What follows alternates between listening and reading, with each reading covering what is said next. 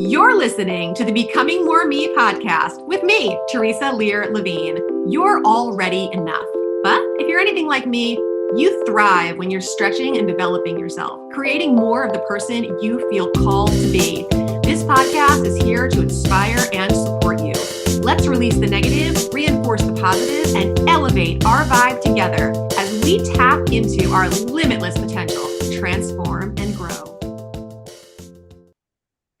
Hey, everybody. Thank you so much for tuning in to another episode of Becoming More Me. And today I have an awesome guest to share with you. I have Tania Vasallo here today, and she is the founder of The Courage to Be. Used to be The Courage to Be Happy, but I know she's changing some things. So The Courage to Be, and it's a community of independent spiritual women, entrepreneurs who want to learn about money so that they don't depend on anyone else financially. Amen to that, sister. Since the launch of her business with a baby in hand and working only 20 hours a week, she was able to reach a six-figure revenue by her fourth year, which is awesome. Born to a Spanish father, an American mother, and raised in Spain at the end of a dictatorship, she was constantly in search of freedom. Tania's on a mission to support and teach all independent women entrepreneurs the mindset, tools, and strategies to grow their money from an easy, practical, and spiritual perspective. This way, they can break away from financial dependence and instead create an empowered life of freedom. Tania and her family currently make their home in Santa Fe, New Mexico.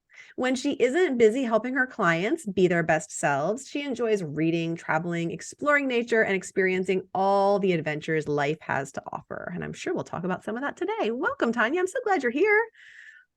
Thank you, Teresa. Thank you so much for having me. I'm excited. For our conversation. Yeah, I've enjoyed all of our conversations that we've had, and today will be no different, I'm sure.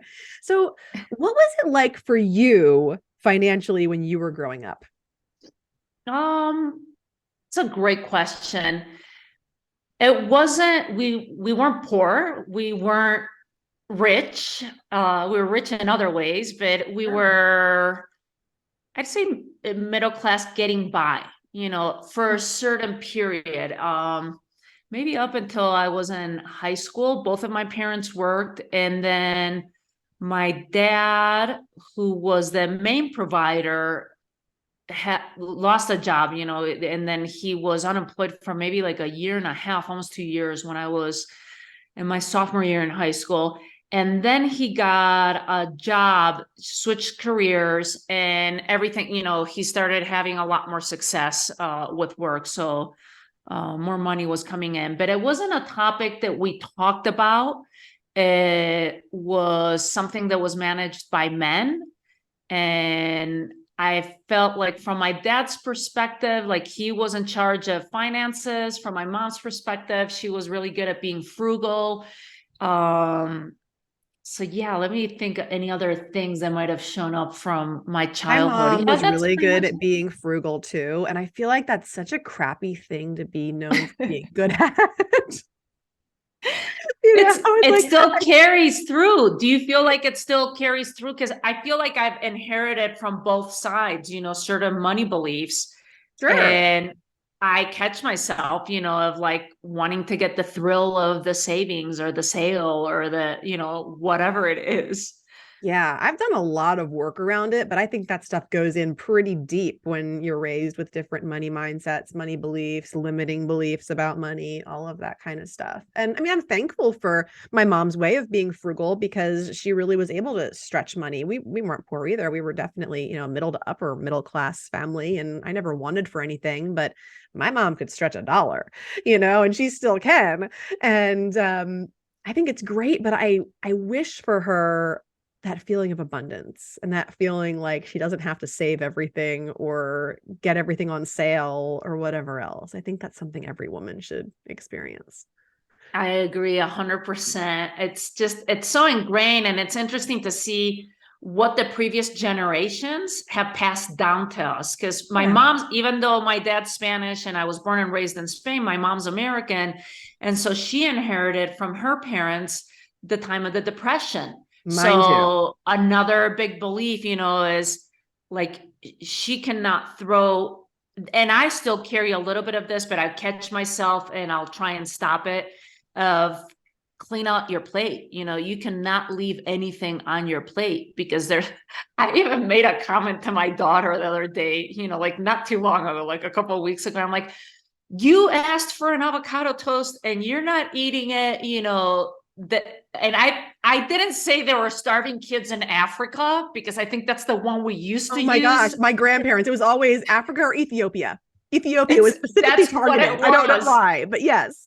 But Ugh. I just said in general, like it was a different version of the kids in Africa. It was, there's kids out there starving, and food is expensive or something like that. And then I had to catch myself because this has just been passed down to me. I've done all this work on this. Yeah, it's like, what And are you gonna do? Invite him over to eat my toast, mom? Like, well, that's what she responded. It was so funny. Not exactly like that, but she just looked at me and she's like, why would you have to tell me that there's other kids that are starving because I haven't eaten like it was just such a or because I'm not logical hungry. Like it's response. total guilt. All the guilt. I've done it too. And you catch yourself and you're like, oh my goodness, why am It I like my is, mom, my grandmother, all of them? They're all inside of us. We're all just but it's good to be continuations of able each to, other. yeah, and it's good to be able to talk about these beliefs, these ancestral beliefs that have been passed down to us.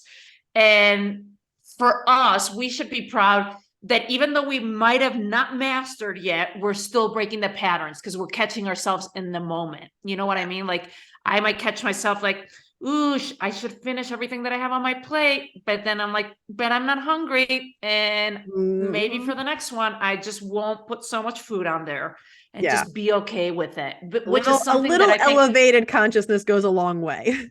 yes, yes.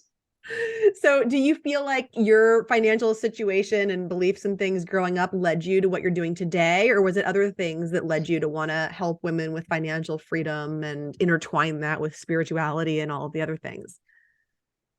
I think it's a mix. Obviously, my upbringing, there was a point in my life when I started my business that I did a lot of soul searching. And as I was figuring out business strategies, because my background's in art direction, like I worked my previous career was in advertising. And so coming into, I never considered myself an entrepreneur. I never considered myself good at business until I started learning the systems about it. And then I realized that with money, it was the same thing. So it's been more in these last years that has led me into this path, just my curiosity with my relationship with money, my upbringing, my, like what have been those pain points? How do I overcome them? What are my beliefs with money? Like questioning all these things have been in more recent years. I'd say maybe like in the last 5 years.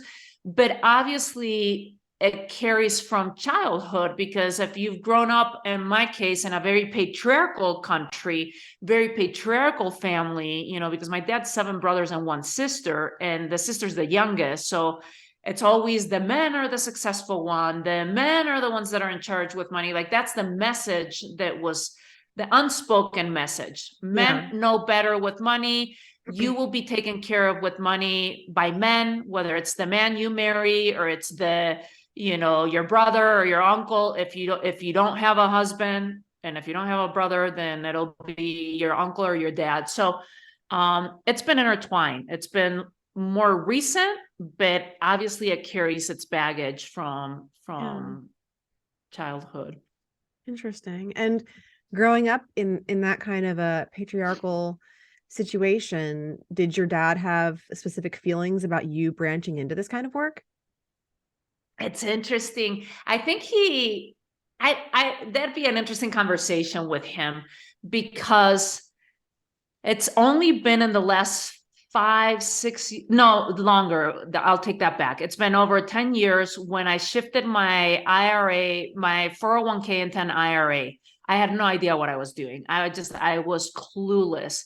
And I lost a lot of money in the 4 years that I was in Spain because I just trusted the Citibank representative. I didn't understand what this was. I have this pile of money that I made in corporate. It needs to be rolled over into an IRA because you can't have a 401k when you're out of corporate. And then when I saw the money I'd lost in those 4 years, my husband suggested that I contact their financial advisor, like meaning from his family, and to ask for stocks with dividends. I had no idea what a dividend was. And so that was the beginning of my financial education. And so I started investing, I started making good money with it, and I started feeling empowered. And so that education never came from my dad or from my parents, like that. It wasn't talked about. Like I wish and he's invested in the stock market for years, decades, and Yeah. I wish that he would have taught us about that and just explained it instead of even though I'm super thankful to my husband, even though it was my husband that said, call the financial advisor, ask for dividends. What's a dividend? Like I felt comfortable asking him. And now, a couple years ago, he was here, and my husband and my dad were talking about stocks that they'd invested in and stuff. And I was having an opinion, and it was kind of like I was almost even being ignored, is how I felt, like how I was perceiving it from my dad, like almost like my knowledge of investing in the stock market is not valid enough. Mm. And I don't know if that'll ever change. I've also been invested in crypto since 2017. And it's just his comments are always like, well, just be careful, and that's a very risky asset. Or like if I make a comment, like I try and engage in conversation about the stock market. I'm like, oh, well, I don't invest like that because that seems too aggressive, that's too volatile. So it almost seems like what you're investing in and what you're doing is not good enough. That's how I perceive it. Mm. I could be completely wrong. My dad could be listening to this conversation like, what? I never really felt like I never intended it Right. for it to be that way.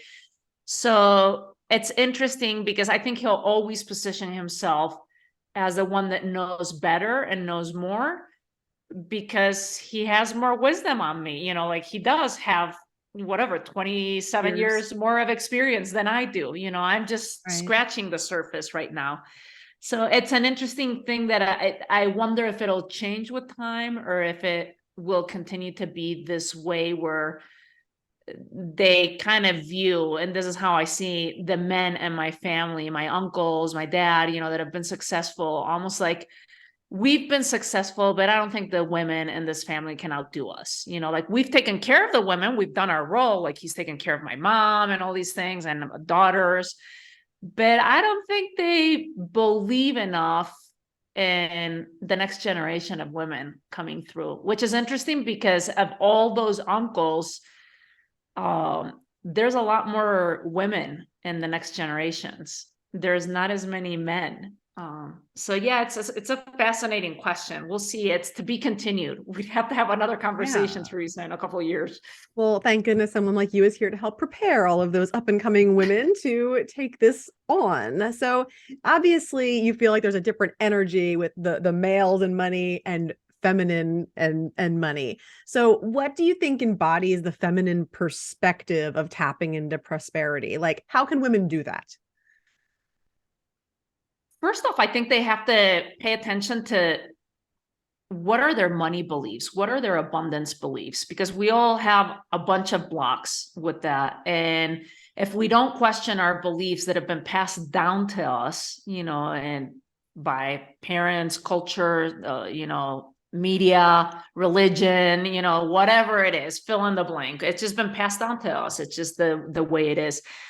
We want to question it because once you question it, and that's how my journey started, it's like, well, does it have to be this way? Why do the men have to be more successful? Why can't the women? Like it's almost like you want to prove yourself. And once you start questioning it, then analyzing and seeing what those money blocks are, and then finding the proof and the evidence of the opposite, that it can be done. Like just because the men, and that's the belief that's been passed down to all of us, that they're the ones that are going to do better, in the family, or men are better with money, or men are better with math, or men are better with investments. To challenge those beliefs and to question them and to start looking for evidence of the opposite and say, oh, look at that woman over there. She had no knowledge about money and she's become wealthy. She's become a multimillionaire. Or look at that other woman over there. Look how successful she's doing with her business. And look at this other person. They're doing great, making money without having to work so hard for money, which is another big belief that we have, or that we're not deserving. So it's just an understanding for women in general, because patriarchy has put so much more weight. I know men have beliefs that they need to break through too, and money blocks themselves. But women, we have millennia of beliefs that have just been added and added and added, that we're not good enough, that we're not deserving, that we shouldn't express ourselves, that we can't outdo men, because God forbid, if we were better than any other men in the room, like, what does that do to patriarchy or to the men? So the invitation is for any woman listening to question those beliefs and to trust and understand too that understanding money, we're not born with it. You have to have some curiosity and say, hey, yeah, that's right.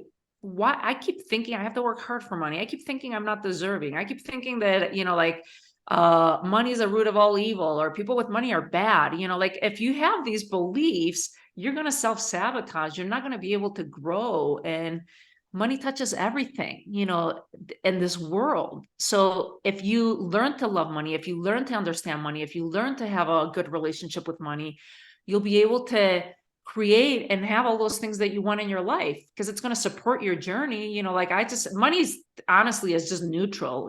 People, it's good, it's bad, it's whatever you want to make it. And I do Right. believe it amplifies more of who you are as a person. Absolutely. It's I agree. What do you think is a good place to start for women who have not been used to either like managing and amplifying their money or working on their mindset with money? I suppose that's two different questions, but like, do you prefer that women start working with their mind or actually start like managing their money? the managing the money and budgets and all these things, I'm not a big fan of. You can use it because it's systems, it's all about systems. But I think it's more important to start with our beliefs and our mindset, because that comes from an energetic place. Because you could be good at managing money, like maybe you're really good at making a ton of money. But if you haven't worked on the mindset, maybe you make a ton of money and now you've raised your expenses, that you still can't manage that money.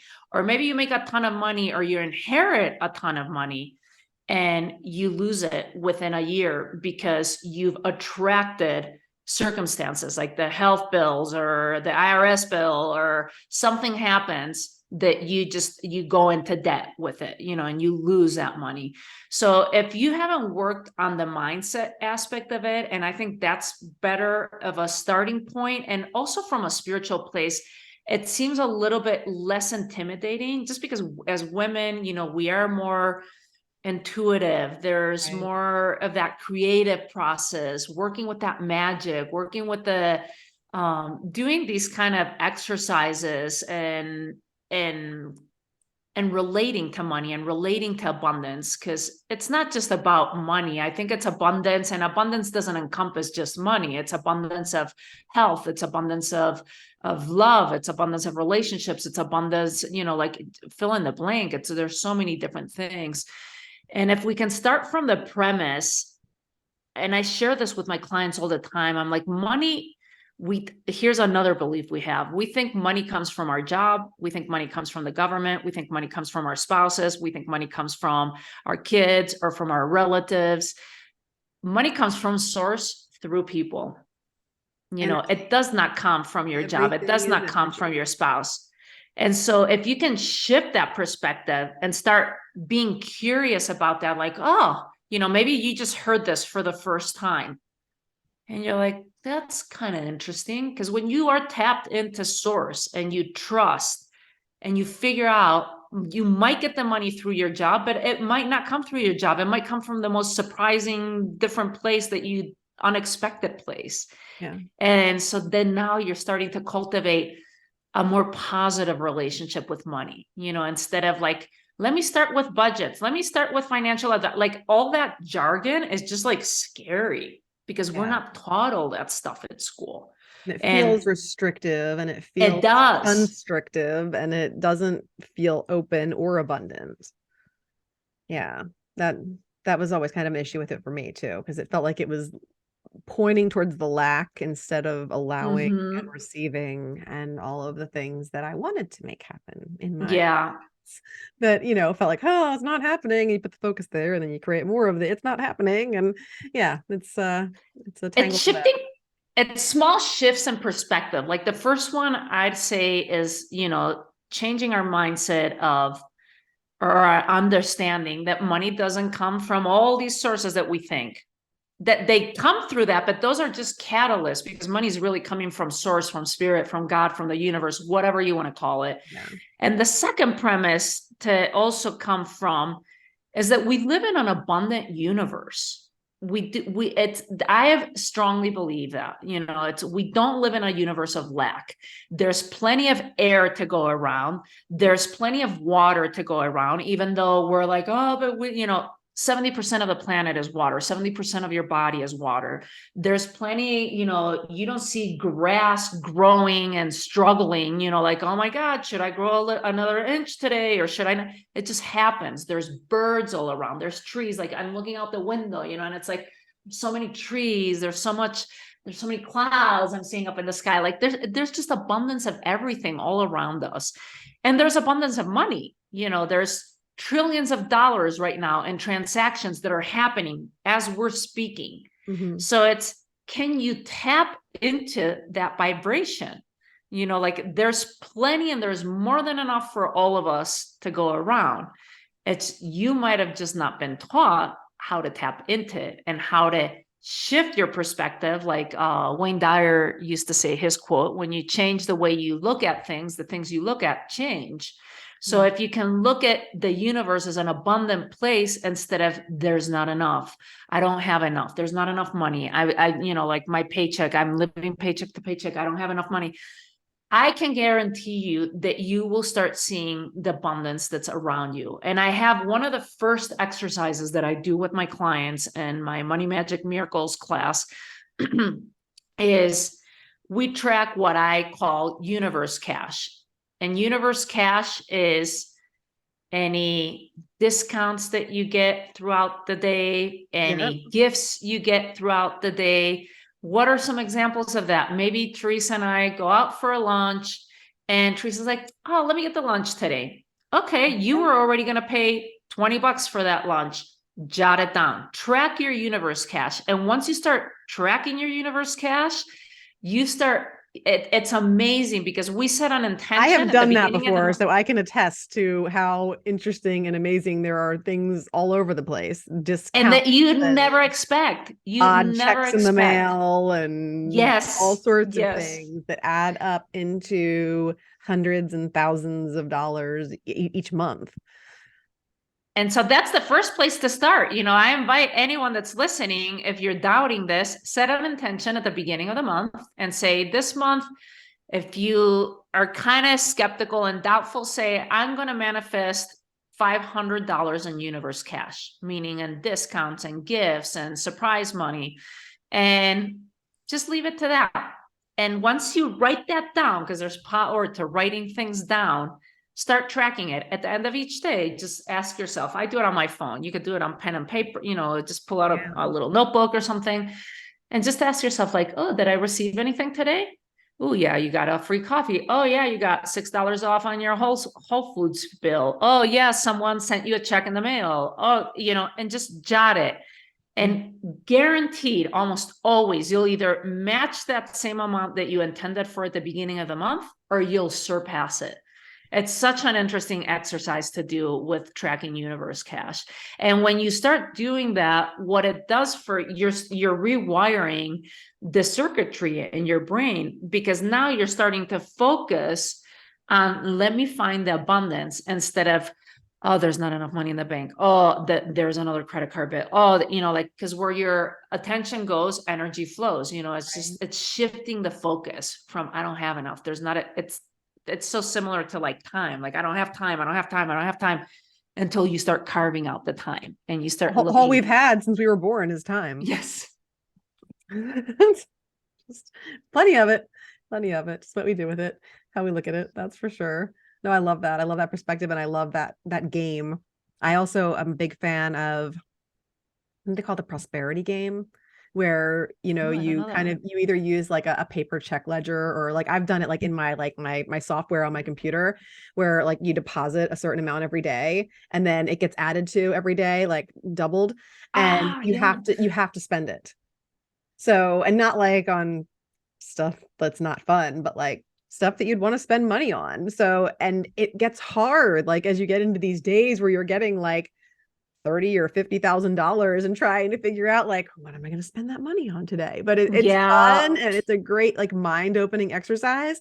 And over the course of a year you're spending like hundreds of thousands of dollars, and just it really opens you up to receiving and also spending. Or I think another one I love that Esther and Jerry Hicks used to always talk about, was, and they recorded, I think, these teachings in the 80s maybe, so it was probably better to double, Wow. it probably better to like double the money, but they would talk about like carrying around $100 and like all the things that you could buy with $100. You probably need to maybe double that or something these days, Yeah. really feel abundant about it. But just like having that in your pocket or your purse or whatever, and just knowing like when you see something, well, I could buy it, not But I'm necessarily choosing not to. going to, but and spending it over and over again in your head throughout the day on different things without actually spending it, but knowing that it's tangible, and if you did want to, you could in fact purchase it. That Yes. making such a difference in your energy of thinking about it, because it's not like you don't have the money, you've got it, it's right there. If you want to, you can. So yeah, I love that game too. These are fun exercises. Yes, that's the invitation, is to come from a place of more playfulness with it, instead of like, so like you were saying, constrictive and Yeah. like, I mean, compare that, what you were just saying, any one of these exercises, like the prosperity where you get to spend that every day, or you're carrying $100, or you're tracking universe cash, versus you're on a budget. Okay, write down everything you're spending right now, choose this or choose that. I mean, the energy shift is so Yeah. different. It's contraction versus expansion. Right. But then, so what do you say at the end of the day to the person when they're like, yeah, but I do need to like pay the bills? You do, and it's not something that you're gonna shift. Here's the thing. I think a lot of people think that they're gonna deal with their money issues and their relationship with money and clearing their money blocks. Like, I'm gonna do a course, or I read a book and I'm done. I figured it out. I did the universe game, and that was it. Unfortunately, it's not a one-stop shop. It's not, I read one book and I'm done and I don't have to do this again. It's like, it's new level, new devil. You're Yep. gonna have new things that are gonna show up. So it's a constant work in progress. And then you'll catch yourself, like we were talking about at the beginning of the conversation, even though it wasn't money, with like telling your kid, no, you can't do that because you can't afford it. In this case, I was like, eat your food, because, and it's like, oh my Right. God, I just sounded like my mother, or my Right. grandmother or whatever. And so that's what's going to happen with time. So yes, at the end of the day, you do have to put system, like the next level with this, or parallel to it, is starting to put systems in place. Like, how can I learn to make more money? Like, Right. Shifting you it want to be from I able to, can't afford it to how can I afford it? That how kind can of I thing. afford it? Knowing that you're resourceful, learning about maybe business and having a side hustle. How can I generate income right now? Just being curious, being resourceful, so that you can pay your things at the end of the day. Because when we get stuck into the, oh yeah, but at the end of the day, I only have $100 in my bank account. That's now, and that's the results from your thinking in the past, from your past thinking in the last month and the last year and the last week and the last day. You're in the point of now you can start shifting things. Another thing that I have with my clients, and this is more a systems thing versus mindset so much, is to start saving a certain amount of money in what I call their wealth account, or their golden goose account, or their whatever you call it. It's not an emergency account. It's an account where your money is going to be invested in real estate, or in stocks, or in cryptos, or in whatever, gold, whatever. You pick your asset that you want your money to grow in. But you have to start out, and that can sound really scary. Like, well, I don't have enough money to be saving every month. You do. If you take out $5 a month and skip something else if you want to, or skip that dinner, or do whatever it is, you can always find You can start small. The amount is not what matters. What matters is the habit and the consistency of that. And I had one client that just started doing this in her wealth account, and she was pretty much paycheck to paycheck. And within a year and a half, she has over $10,000 in her wealth account because she started doing house sittings. And she's like, oh, I'm going to put whatever money I do from pet sitting and house sittings into my wealth account instead of spending it. Oh, I'm going to use this for, like whatever she was making of other things, she'd put it into that account. And it's money And is you that can't prior to touch. her investing it and having it earn anything? Yes, she hasn't even invested it yet. I think she's stuck at this place now, like, oh, well, what do I do with this money? And so you also have to have, once you have that wealth account, have a number in mind. Like, okay, when it reaches 2,000, I'm going to do my first investment. Or when it reaches 1,000, I'll do my first investment. Or when it reaches 10,000, I'll do my first investment. It depends on what you're doing. And I think she's a little hesitant just because she's not quite sure. She hasn't really done investments in the past. So that can feel very daunting. It's almost like, let me just hoard my money versus putting it out there, because what if I lose it? But I guarantee you, the moment she starts investing and she takes like 1,000 of that money and it turns into 1,500 without her doing anything and just sitting there versus sitting in your bank account, that's when you start feeling empowered. That's when you start feeling confident. That's when you're like, oh my God, let me keep on building this. Do you have a favorite first investment to recommend to people that are just trying to get their toes wet or feet wet doing this and are a little feeling unsure or hesitant? That's a tough question. First off, I'll preface it with, I'm not a financial advisor. I come to money with more of the spiritual perspective, the mindset of it. And the first time I did this, I did it with a financial advisor. I asked him for a list of stocks that had dividends, and a dividend, for anyone that was like me and didn't know what that was that you got paid, that company pays out a certain amount of money as almost like a thank you because you invested in the business. They send you a little chunk of money, whether it's monthly, quarterly, or yearly. And so that's what worked for me. I can't really say. It really depends on how risk adverse you are, how much you want to, because people would say, like, I've dibble dabbled in cryptos. I have not put all my portfolio or like all the money that I have in that, but I've taken a small percentage, like 5% of the money that I have, and invested it in that, knowing you always have to remember, start small and go with, because there's always going to be a risk with investing, but you also get returns. So don't invest more than you're willing to lose. So maybe for this person that had saved up 10,000, maybe your first investment is $1,500 or 1,000. And it's like, let me just see how this works. And then you start feeling a little more confident. And you're like, oh, okay, now I understand a little bit more. Let me invest 2,000 and then that's how you start building on it instead of just like going crazy. Because for someone else, it might be that they want to learn about real estate, and so for this particular person, she might have, she's like, oh, I want to save up to 20,000 for a down payment in a home, and that'll be my first investment property. I'm wanting to learn about real estate. I don't know that much about real estate. Like, I've learned about crypto and the stock market. And there's a lot of things that I don't know about the stock market, just so you know. Like, I'm not like this super expert on, and the same with cryptos. I think half the experts on cryptos don't even understand crypto 100%. So just know that you don't, because it's important to emphasize that, because as women, we tend to feel unqualified. Like, until we know everything 100%, we won't take action. So it's like, know that you can learn as you're going. Yeah. We don't have time to wait till we know it all. And it changes. Yes, because so it's a losing game to do it that way.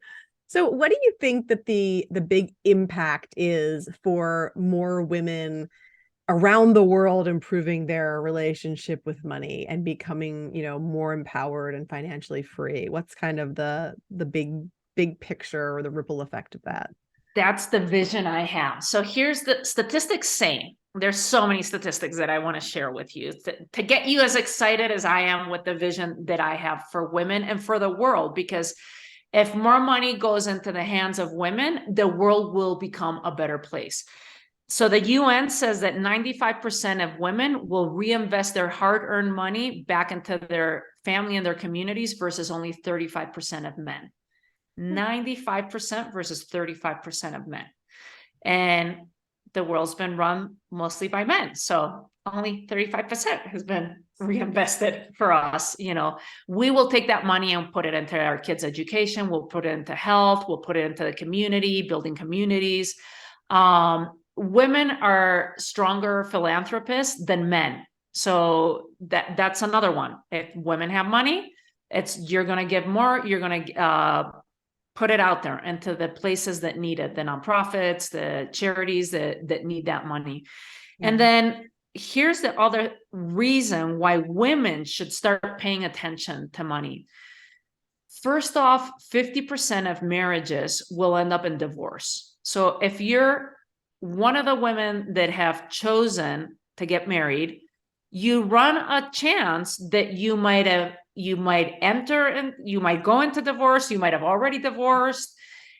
If you're the 50% that's remained in a marriage, 80% of those women will outlive their spouses. So you want to be able to understand money, and why not start learning about this? Surround yourself with the right women, start talking about these things, go into communities where you feel safe talking about money, and just start getting comfortable with it. Because what you don't want to happen is suddenly you lose your spouse, or suddenly you go through divorce. You're in the middle of this emotional wreck, because those are two of the biggest hardships that you could go through emotionally. Yeah. And then you have to start figuring out your money at that point. It's better to have an understanding and learning and putting things in place to give you that security versus hoping and wishing, I'll hopefully by retirement, things will fall into place, that's wishful thinking. You do have to pay attention to that. You do have to try and understand it. And I know there's a lot of jargon out there that can feel intimidating, when you go into financial advisors or banks or interest rates and this and dividends and that, just there's all this jargon that can just throw you off. You just want to put your head in the sand and not understand it. But if you start shifting that perspective and saying, wow, what can the money do for me? It can help my family. It can help my kids get a better education. It can help my family if we have a health issue. It can help my community build a better, stronger community. It can help my business because I'm out to help and put good work into the work and into the world. And you're being supported with the money. You need money to run a business. You need money to run a household. So why not learn about it? And that's why I believe that if more women start understanding, start talking about money, start talking about investments, start learning how to grow our monies, how to make, keep, and grow our money, the world would look very different. It's just bottom line, and if there's men listening to this, I encourage you to empower the women in your life, don't leave them hanging and not talk about money, but instead talk to your daughters, talk to your sisters, talk to your mothers, because you don't want to, or even for yourself, there's men out there that we haven't been educated on this at schools. I wish we had more financial conversations at schools and, about investments and how to open a bank account and a checking account, how to write a check, a lot of credit cards. What does this mean? What does interest mean? Why am I carrying an interest with a credit card? Just all of these different things. It's so important. Yeah. And, on the flip side, you're talking about women getting divorced or being on their own, but on the flip side, learning about money can make you a better partner or spouse or contributor to a relationship that is working and thriving. And then in worst case scenario, you still know what to do. So yes, there's no situation where I think it's good to go uneducated or stay out of this one. So I think it's good to do it. But how do you work with women? Do you work one-on-one? Do you do groups? What's the way that you work and what that looks like? There's several ways I work with women. Mostly groups right now. My signature program is Money Magic Miracles. It's coming. We're launching another round, another cohort now at the beginning of February, and then there'll be another one maybe in April. Okay. And then that's the signature program. It's a great program. It's an 8-week class, and the first cohort we had 25 women, and in 8 weeks they manifested over $1.2 million cash. Woo! That's not universe cash, just $1.2 million cash. And random things were happening there, Teresa, like someone that had a home that she had inherited from her uncle and aunt was trying to sell it for like a year and a half. She sold it in those 8 weeks. Someone else that was waiting, like another example, I'm trying to think, she'd been at a job for 17 years, never had a raise. She asked for a raise last year and they denied it. She asked for a raise while we were doing the course, and she got a $10,000 raise and a $10,000 bonus. So there's a reason why it's called Money Magic Miracles. You know, when we come together as a group, when we create that vortex and we create that space, it's things that have been clogged, money that hasn't been coming through just starts pouring in. You know, that's an awesome program. And then I also have, I'm not running it right now currently. I'm sure we will at the end of the year. It's another group program. We do a mastermind called Rise. And then I also work with women one-on-one, whether we do, you know, an intensive day or we do full, you know, year coaching, we can do that too. So there's different levels and different ways. And then there's a lot of free resources that I put out there, you know, for women that are just dipping their toes in and are wanting to learn and are not ready to invest, or they might just have gotten to know me for the first time and they're like, who are you? I want to get to know. So we have, you know, I have the Courage to Be podcast. It's also launching by the time this airs. I don't know if I'm guessing it'll be already out and airing. So we have the Courage to Be podcast and on Facebook, and I have YouTube videos that go out every week, and I do my newsletter. So there's a ton of other free resources too. That's awesome. That people can use. That's great. Where can people find you and these resources? Oh, a great place here. I want to share, I want to give you, if you want to access resource practice, help you to be able to manifest more money and your desires and amplify your abundance. I have a free guide that's called amplifyyourabundance.com. And the trick though is Amplify Your Abundance would have 2 Y's and there's only 1 Y there. So you have to go into amplifyyourabundance.com with 1 Y. I'll make sure I have that in the show notes in case anybody gets confused. I'll put it in. Click. It's just for anyone that's listening because they might remember Amplify Your Abundance, but if it shows up like it's not showing up, it's because you might have 2 Y's in there. But it's perfect because like these tools that I use with my clients and Money Magic Miracles, a lot of them and resources are in the guide. So you can start doing it on your own, you know, and start implementing it and start seeing the changes, you know, like it's just small habits, small practices, new ways of changing. And again, it's a great place to start. I've had tons of women download this, and I can guarantee you that you'll start shifting the way you start seeing money and abundance in your world. Yeah, awesome. Thank you for that gift and that resource. And like I said, I'll make sure that's linked in the show notes, along with your website. And I know you're getting ready to launch your podcast, so I'm really excited about that for you. And I'm wishing you all the luck with that. And I'm just so grateful to have had you on today and had the ability to have this conversation. Thank you for being here, Tania. You're amazing, Teresa. Thank you so much for this time and having me here. I appreciate it. My pleasure. And thank you all for listening, and have a great day. Thanks so much for listening. If you loved this episode, please share it with a friend or post on social media and tag me so I can personally connect and thank you. Until next time, keep taking bold and brave action steps towards becoming more of who you want to be in this world. You are capable, you are worthy, and you are enough. Keep shining your light.